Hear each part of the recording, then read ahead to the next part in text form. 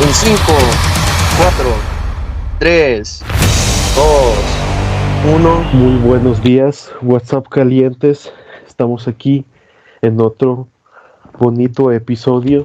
En el capítulo anterior hablamos con el licenciado en Derecho Lisandro sobre 3 puntos clave en la problemática de las prisiones actuales. Pero vamos a enfocarnos en esta ocasión en un enfoque criminológico sobre la situación que se vive dentro de los centros penitenciarios y cómo afecta tanto a los reclusos, el personal que los asiste y al mismo tiempo a la sociedad en sí. Para ello, hemos invitado al licenciado en criminología, Zúñiga, Papaluchón.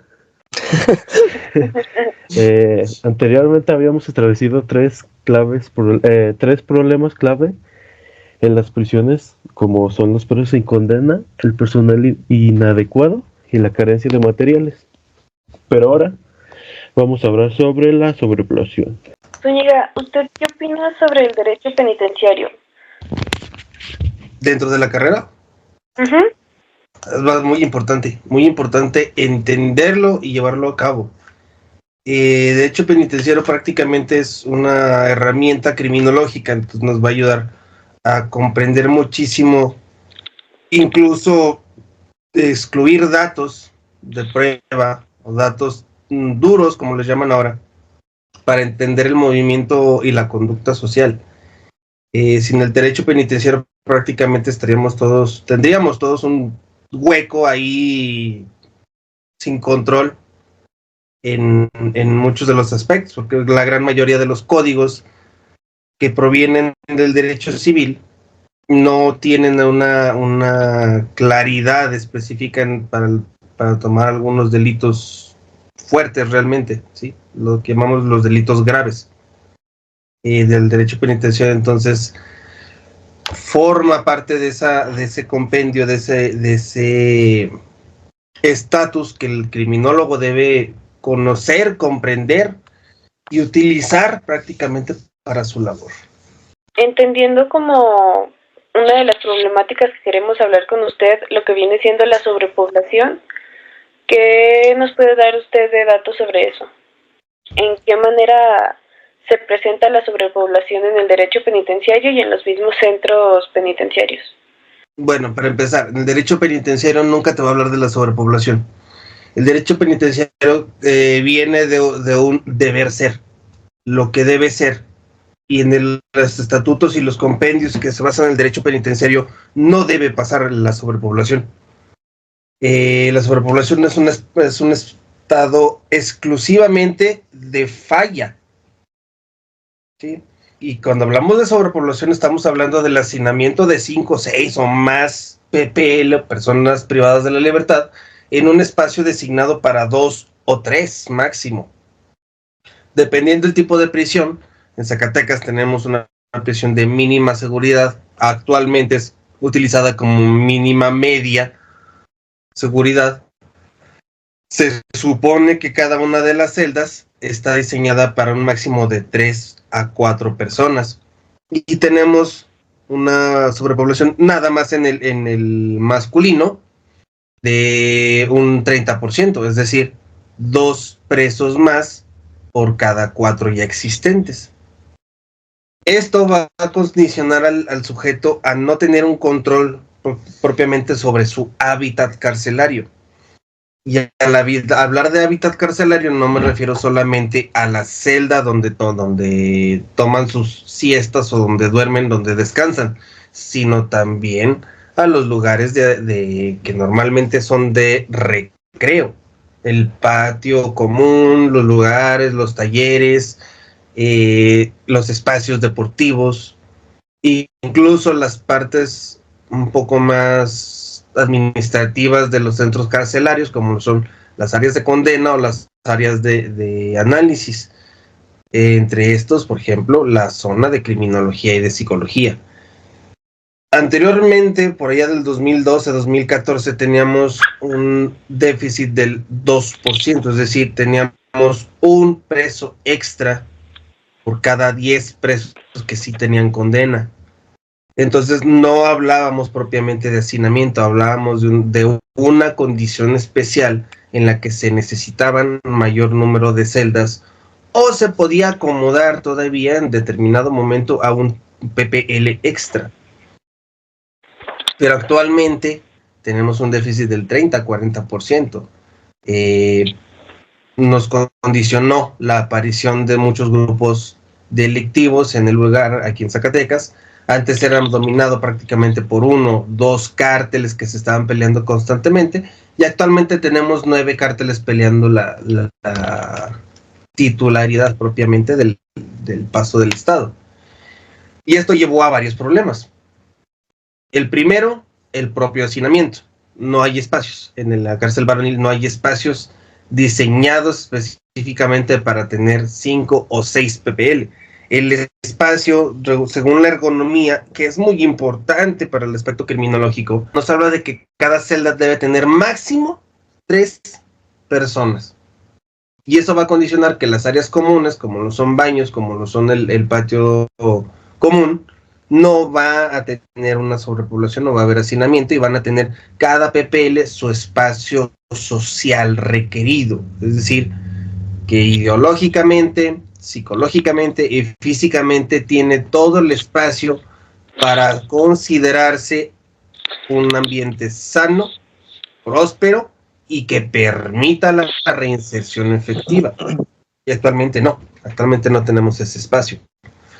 El área común, baños, se utilizaba nada más y exclusivamente por ahí de las 3 horas diarias, y actualmente se tiene que mantener abierto casi 6, 7, 8 horas diarias. Es decir, se utiliza hasta un 50% más el área común de baños, como mínimo.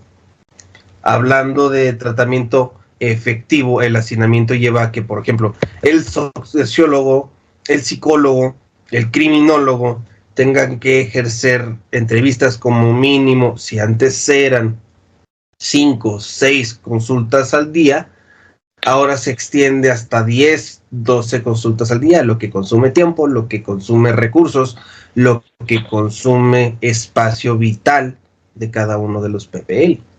¿Conoce usted de algún tipo de, por así decirlo, algún plan que tenga el mismo sistema penitenciario para combatir la sobrepoblación, o estamos en Números rojos?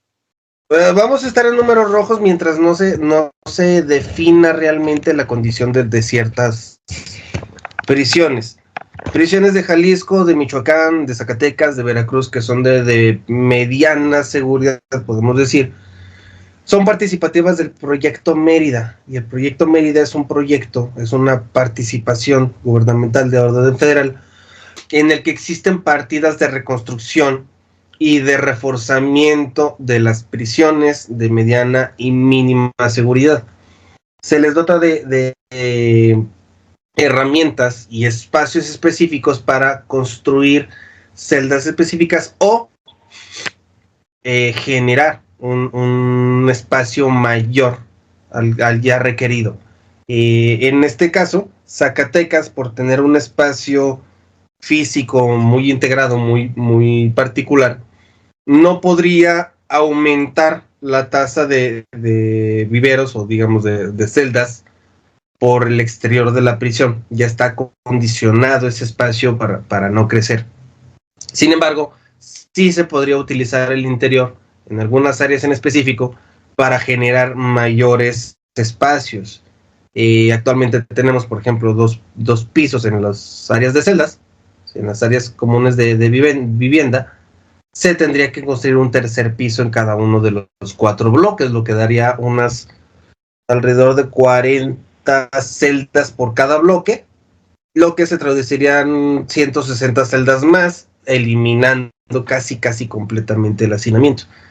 La reutilización de otras celdas que actualmente están en desuso, o la transmisión de los presos de mayor seguridad, de mayor peligrosidad, precisamente a las cárceles de mayor seguridad, eliminaría casi un 20% el hacinamiento que tenemos actualmente en el CDSO de Zacatecas. Existen otras participaciones también de corte federal e incluso internacional en los que se dotan a las prisiones de mejores tecnologías, de mayor tecnicismo y de mejores adiestradores para los talleres.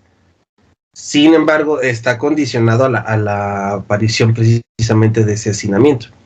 Y si pensamos que dentro de los 9 cárteles existe siempre una competencia, Zacatecas siempre va a mantenerse dentro de ese estatus del 30-40% extra de sobrepoblación. Por eso me cae bien ustedes, como una computadora. Hasta datos de estadística nos arrojó. Muchas gracias, computadora. Es muy importante, si no, no se comprende el problema realmente. Pues ya vimos que el hacinamiento ahorita está, pues, para la chingada, está para la papu verga, pero pese a que ya nos habló un poquito de la reinserción social y cómo se ve afectada, ¿cómo es que afecta más el hecho del hacinamiento en torno a una reinserción social? ¿En qué perjudica o en qué aspectos perjudica más que otros el hecho de tanta gente en el centro penitenciario? Los costos es el mayor problema. Si piensas en una forma, digamos, empresarial, criminológicamente hablando, cada uno de los PPL representa tiempo, espacio, inversión y dinero. Cada una de las áreas administrativas, desde la propia secretaria hasta el criminólogo, van a tener que dedicarle tiempo a ese PPL para lograr una reinserción adecuada. Y los 3 pilares de la reinserción actual son insuficientes para lograr una reinserción social adecuada. ¿Por qué? Porque los tenemos condicionados a un espacio vital no real, es decir, no es propio para lograr la reinserción. Los días de visita son exclusivamente 2 por semana, entre ellos el fin de semana, y entonces vas a tener todas las visitas condicionadas al fin de semana. Todas las familias van a ir a visitarlos el fin de semana, lo que te queda solamente 3 días para darles un tratamiento efectivo al interior, que es trabajo, educación y tratamiento psicológico, en este caso también el criminológico. Con 4 días tienes que darle propiamente 1 día a cada uno de estos espacios, lo que significa que forzosamente el PPL tiene que atender esas revisiones, visitas, un solo día, lo que le va a restar tiempo efectivo de trabajo social. No va a tener tanto tiempo para los talleres, no va a tener tanto tiempo para la educación, no va a tener tanto tiempo para una convivencia sana. Y todo se va a trasladar al domingo cuando vaya a visitarlo su familia. Y si dejamos todo ese aspecto del espacio vital, del espacio social, a la familia, pues estamos condicionando al PPL que cuando salga solamente sepa condicionarse con su familia. No va a tener una reinserción social adecuada de orden social. No le va a importar realmente la sociedad. ¿Por qué? Porque él va a estar bien con su familia. Entonces, el riesgo de reincidencia, es mucho lejos mayor de disminuir, aumenta. Es mucho mayor el riesgo de reincidencia sin que se lleven a cabo estos 4 pilares efectivamente. Además de que la reinserción tampoco va a ser efectiva si por fuera del centro penitenciario no se cuenta con programas de seguimiento o de apoyo al excarcelado.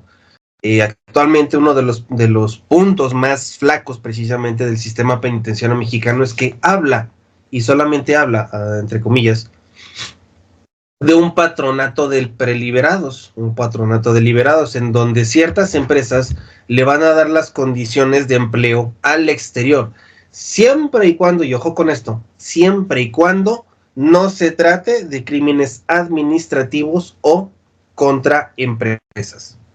Lo que nos lleva a que el 60% de los crímenes en el Estado son condicionados a cuestiones económicas, ¿sí?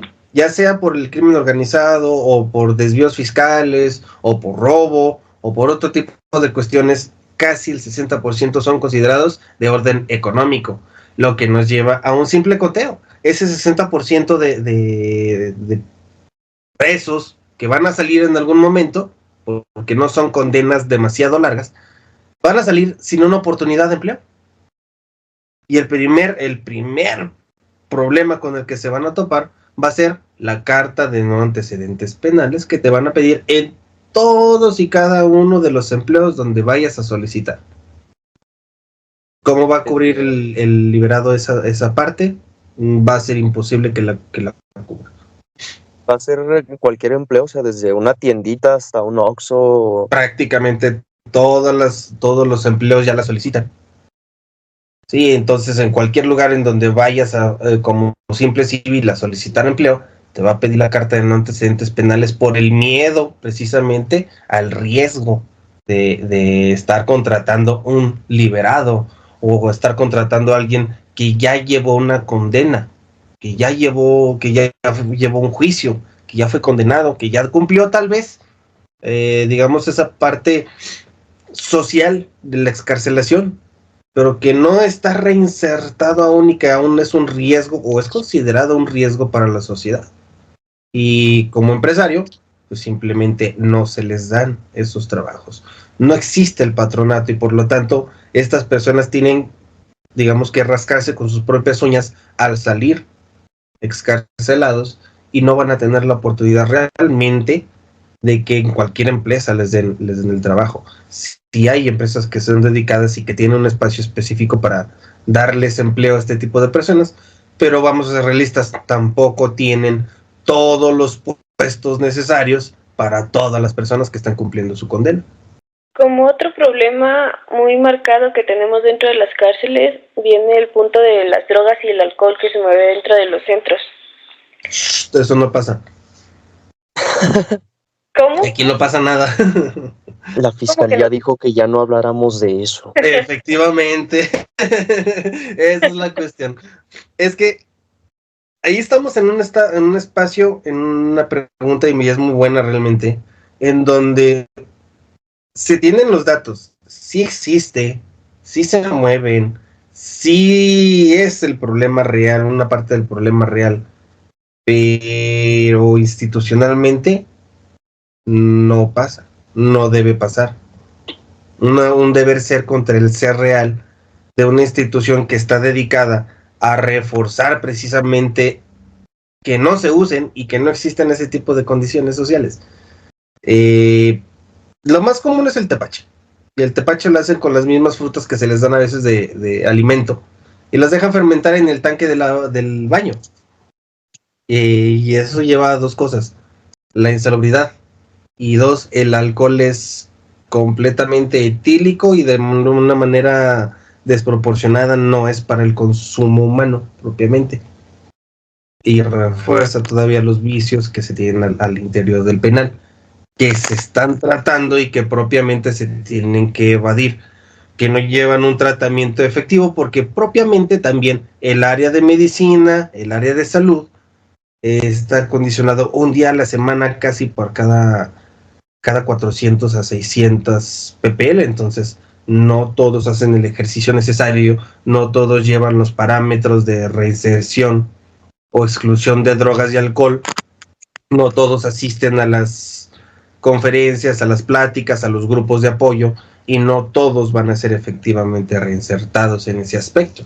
La gran mayoría sí llevan esos programas, o la simple abstención del consumo los lleva propiamente en dos partes. La primera, el condicionamiento social al interior del penal, que los va a dejar en una muy mala posición propiamente por la abstinencia, el síndrome de abstinencia, se vuelven agresivos, por lo tanto tienen problemas con sus compañeros y por lo tanto son separados a otro espacio que no existe dentro del penal, que son las áreas de celdas de castigo. Y digo que no existen porque metodológicamente, institucionalmente no existen, pero existen datos de que sí, efectivamente, tenemos una celda específica para los castigos de los presos que se están portando mal. ¿Y quién las utilizan? los grupos de poder al interior del penal, porque tampoco es posible que 30, 40 custodios por turno mantengan a todo el penal bajo control. Se tienen que reforzar contratos, se tienen que hacer tratos al interior del penal con los grupos de presión, con los grupos de poder, y no unirlos. Entonces, ¿cómo vas a darles el tratamiento de salubridad, de salud, cuando son 9 grupos distintos? De la drogadicción tienen un programa específico que es llevado sobre todo por centros de adicciones. Es un tema bastante escabroso porque al interior de las prisiones, digamos que no solamente se mueve la droga, sino que son los mismos familiares, los participantes de llevar esa droga al interior de los penales. Entonces, cada cierto tiempo en las revisiones de las solicitudes de la alimentación, de los alimentos específicos, de la ropa, de los artículos de primera necesidad como pasta dental, jabón, shampoo, etcétera, pues son propiamente los familiares los que interceptan o son interceptados llevando esa droga, lo que aumenta el número de pobladores per cápita en los centros penitenciarios. Teniendo en cuenta de que pues es un problema incluso dentro de las prisiones, ¿en qué manera afecta esto a los prisioneros antes, durante y después de su condena? Bueno, 3 aspectos bastante importantes que tomar. Muy buena la pregunta, por cierto. Primero, psicológicamente el preso, cuando aún no tiene condena, está condicionado a vivir en una celda específica que no tiene contacto con el general de la población, o por lo tanto, por lo menos no debe tener ese contacto. Pero obviamente no puedes tener una persona arrinconada en una celda a las 24 horas, debes darle un espacio vital proporcionado para que como mínimo tenga un espacio de ejercicio. Ese espacio de ejercicio va a estar condicionado a 4 metros. Ergonómicamente va a constreñir la mente del PPL, va a presionarlo, va a generarle estrés, va a generarle un autosabotaje emocional. Que curiosamente lo que viven los presos, las 24 horas, todo el tiempo de su condena, nosotros no pudimos vivirla efectivamente 2 años que duró la pandemia. Nosotros estuvimos condicionados a vivir en una celda propiamente de 60, 70 metros cuadrados, con baño, con la taza bien cubiertita, bien con condiciones muy salubres, con alimento específico que nosotros controlábamos. Teníamos tele, que curiosamente no hay tampoco al interior de las prisiones. Tenemos un área de ejercicio, por lo menos un patio chiquito donde podemos estirar las piernas. Y estas condiciones te llevan a una condición emocional bastante grave, muy grave. Una persona necesita como mínimo 20 metros cuadrados diarios para poder ejercer su espacio personal. Y en una casa de 60, 70, 80 metros cuadrados, donde tienes a 4 o 5 personas, incluidos niños que necesitan muchísimo más espacio, tu cerebro va a estar condicionado a no estar sano, a no generar. Se genera estrés, se genera desvinculación, los sentimientos se vuelven planos, afectivamente somos lineales, no tenemos ese condicionamiento de empatía, se elimina muchísimo de la carga de empatía. Socialmente hablando, ya no somos responsables de lo que pase en otras cuestiones, puesto que vamos perdiendo la comunicación social, el instinto gregario del que hablaba Rousseau. Con el tiempo, el PPL va perdiendo prácticamente esto, porque está peor de condicionado. Su espacio vital es de 3, 4 metros cuadrados, cuando debería ser de 10, 20, 30, a lo mejor. Y entonces, si nosotros, como simples civiles, al exterior de las prisiones, no pudimos con 2 años de pandemia en estas mismas condiciones, imagina las condiciones en un espacio vital reducido hasta 60% más, donde el PPL tiene que convivir con otros 6 cabrones en la misma celda, tiene que dormir, como decimos por allá en el argot, culo con culo y culo el que voltea. Y no va a tener propiamente las condiciones de inserción, ni siquiera las condiciones criminológicamente de sanidad mental. otro punto también a agregar y a condicionar de esta pregunta, que está bastante profunda, muy buena, la verdad, es No se la di. cómo se reduce ese espacio con las condiciones de visita. Los espacios conyugales, ¿son espacios dignos? Yo diría que no. Aparte, la visita conyugal, tan necesaria la sexualidad dentro de las prisiones, no solamente es la familia la que convive dentro de ese aspecto. También existen otro tipo de visitas conyugales, al punto en que, por ejemplo, se han casado dentro de los centros de inserción penitenciaria sin siquiera conocerse los presos. ¿Cómo se da una relación socioafectiva, emocional de este calibre, de este tamaño al interior de las prisiones, si se supone que no deben tener contacto los presos de un centro con otro? Pues por medio de cartas. Ok, entiendo. ¿Tienen alguna otra pregunta? Si no, para ya darle terminación a este podcast. Yo tengo una. No, cállate. Bueno, nos vemos la siguiente semana. No, tú cállate. ¿Cuáles son las drogas? Digamos que un top 5 de las drogas más comunes que se trafiquen ahí, porque a mi percepción, pues yo digo que se vende mota, crack, éxtasis, pero no sé si estoy bien, no sé si estoy mal, entonces me gustaría que usted nos dijera cuáles son las sustancias propiamente más tanto consumidas como traficadas dentro de.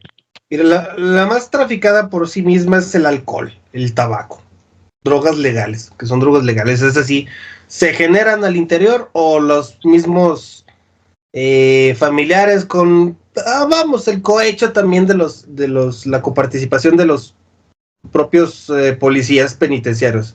Esta droga que los tiene enganchados, propiamente anclados en el uso, pues va a ser la droga que mayor potencia tenga. Mientras menos droga necesites para llegar al avión y menos consumas al interior, pues más te va a durar esa droga y la puede vender entre los propios compañeros. ¿Alguna otra pregunta? Por mi parte, como siempre, termino ilustrado. Yo un poco más inteligente que ayer, un poco menos pendejo que hoy.